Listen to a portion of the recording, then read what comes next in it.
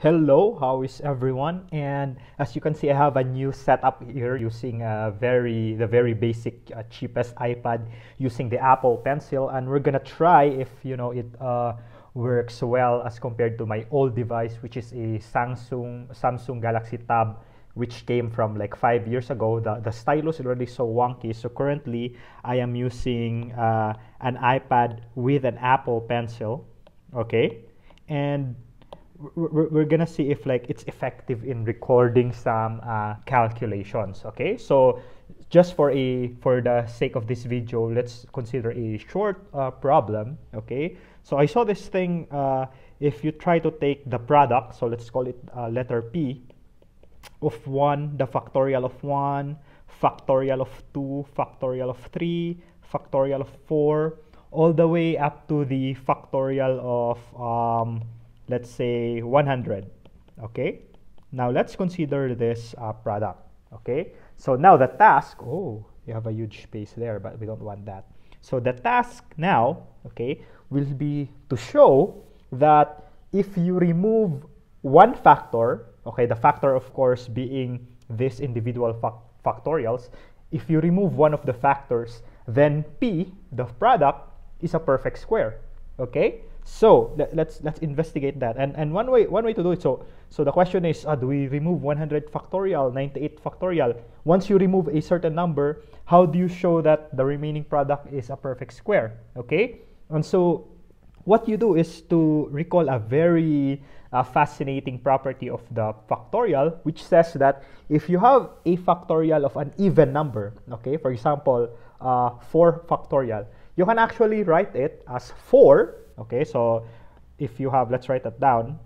If you have 4 factorial, you can always write that as 4, the number itself, multiplied by the previous number, which obviously is add number before it. Okay, but since 4 is even, the previous number before it is obviously add. Okay, and in general, any factor of the form, let's say 2k factorial, okay, where k is any integer number, okay, positive. Any let me rewrite that. It looks ugly. 2k, let's put the factorial outside because a while ago it seems that the factorial is on the k. But anyway, so 2k, for k being a positive number, 2k is always even, right? K runs from 1, 2, 3, and so on. This is always even. So in general, I can always write this as that same even number, which is 2k, multiplied by the factorial of the number before it, which is add. Okay? And the nice thing that we can do after doing that is the following. So now let's go back to P. Let's look at all the different even numbers. So you have 1 factorial, you have 2 factorial. But I know that I can write 2 factorial as 1 factorial times 2, okay, using this property that we have above. Okay, then we have 3 factorial. 4 factorial.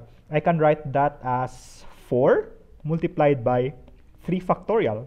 Okay, and so on all the way to the last one. Note that you have 99 factorial, but 100. 100. I can always write that as 100 multiplied by 99 factorial. And now you can see here the factorials of the odd numbers combined. So 1 factorial times 1 factorial, obviously it's 1, but in order to generalize it, let's call it 1 factorial squared. And then this 3 factorial and then this 3 factorial, they combine together. So let's call that 3 factorial squared. Okay, you have there all the way up to this 99 factorial right here. Okay, they combine together, squared. And then what do we have left?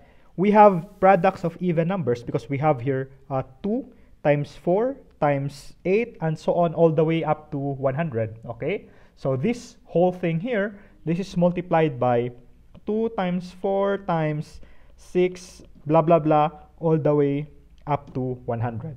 Okay, so what do we do next? Now here's the fascinating part.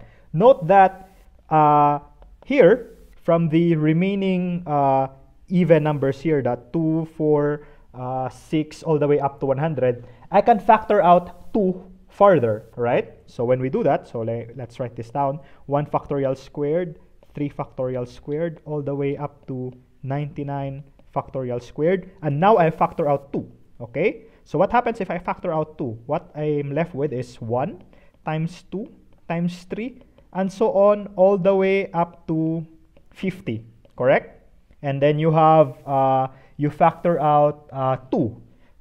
How many times did you factor out 2? So you factored out 2 50 times because you factored out 2 from here. Okay, from 1 you factored out 2, so you have 1 2 there. You factored out another 2 from 4. Okay, you have 2 2's all the way up to 100. Okay, so after reaching 100, how many 2's did we factor out? So in fact, we factored out 50 pieces of the number 2. So you have there multiplied by 2 raised to the power of 50. Okay?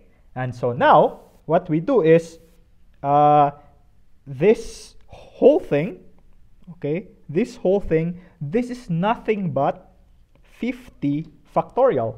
Correct? Okay?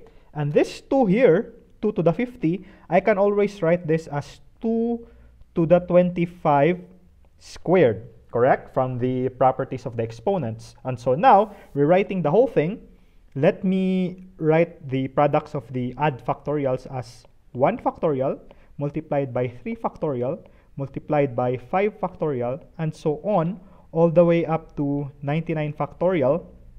And then let's include the 2 to the 25 here. Let's include it. 2 to the 25, okay? But raised to the power, let me erase this one and let me lower the 99 factorial because it looks like 225 is raising it. But anyway, so you have 99 factorial multiplied by 2 to the 25.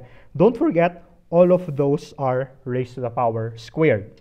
Multiplied by, so you still have this remaining 50 factorial. Okay? What does that mean? Look, this whole thing, since you're raising it to the square power, this is actually a perfect square. Okay? So what does that mean? It means that we have to factor 50. Okay? So remove this. We can remove this. Remove this factor so that the remaining product is a perfect square. Okay? So that is the question that we want to answer. So if we remove the products of 1 factorial, 2 factorial, all the way up to 100 factorial, if you remove 50 factorial, then the remaining product is perfect square. Okay, so some problems for you to think about. Okay, so that this is just a trial video, so I want to make it short. But some problems that I want you to think about. P, the product P, is it a perfect square itself? Right, the one before removing 50 factorial, was P itself a perfect square? Also, okay, so that's question number 1. Also, is removing 50 factorial unique? Okay, in other words, is that the only way, is that the only factor we can remove to make the remaining product P a perfect square? Can we remove some other factor? Okay, so I leave those questions to you, and I hope you learned something today. I'll see you next time. Bye-bye.